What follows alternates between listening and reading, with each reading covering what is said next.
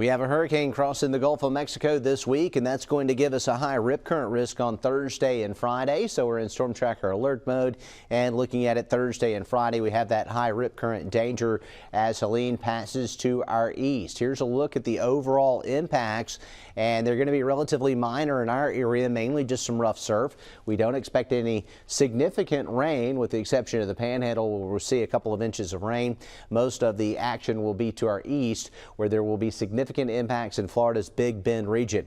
Looking at on water vapor loop, there's a little bit of dry air over the Yucatan, but that is mixing out, and we are looking at a strengthening tropical storm as of this evening. It may become a hurricane as soon as tomorrow morning, and this thing is getting better organized. The water temperatures are very warm, so there's a very high oceanic heat content. There's also going to be a classic upper air pattern which would support and promote development. This could be a rapidly intensifying hurricane and a large hurricane in geographical size as it crosses the Gulf.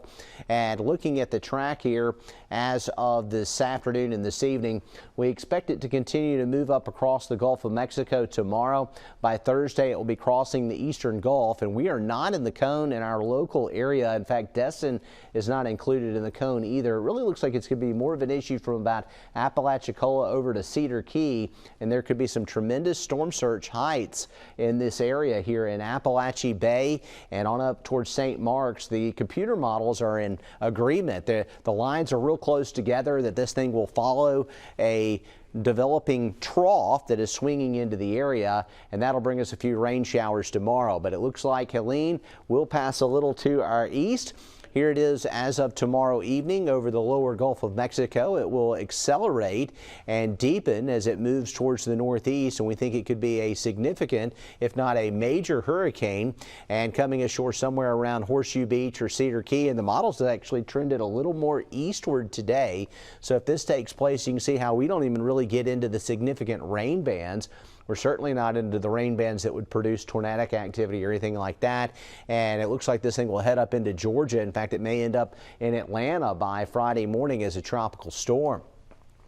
They're not under any tropical storm warnings or watches in our local area right now. We do have some tropical storm warnings up for parts of the Panhandle further over towards Bay County, Gulf and Franklin counties in hurricane warnings, and that continues all the way back around towards Tampa, St. Pete. So this is going to be a big one, and we will watch it closely, but it's not expected to have a direct impact on our local area.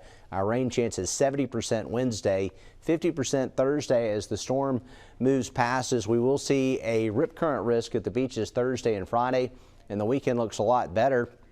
Saturday and Sunday, our highs will be in the mid to upper 80s. Our overnight lows will be in the 60s too, so some better weather is on the way for us.